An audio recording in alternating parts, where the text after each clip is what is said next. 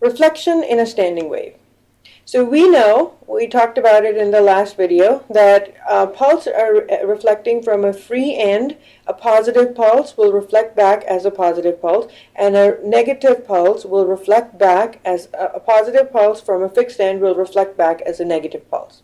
So standing waves from one end closed and one end open is described here. Standing sound waves are also caused by reflections at boundaries. However, since sound is a three-dimensional wave, the standing patterns for the sound waves are very complex.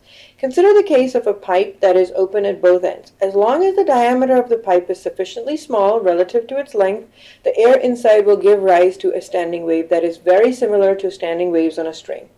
The air outside the pipe is at atmospheric pressure, and the column of air inside the pipe communicates or interacts with air outside the pipe. This means that the pressure at ends cannot be too different from the atmospheric pressure outside. The open ends are therefore pressure nodes. The elements of air vibrate back and forth with maximum amplitude at these ends, and we call these the displacement antinodes.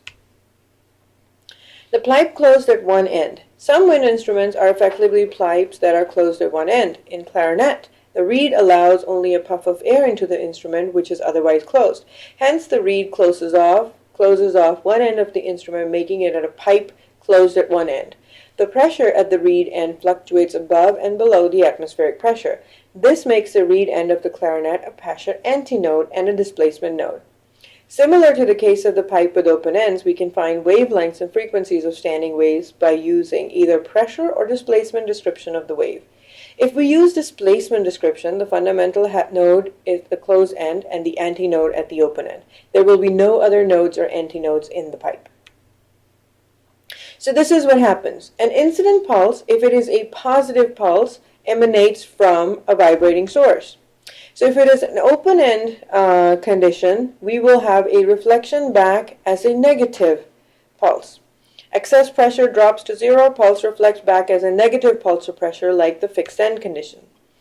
Reflection at a closed end, the pressure builds up to twice its value, the pulse reflects back as a positive pulse, just like a free end condition.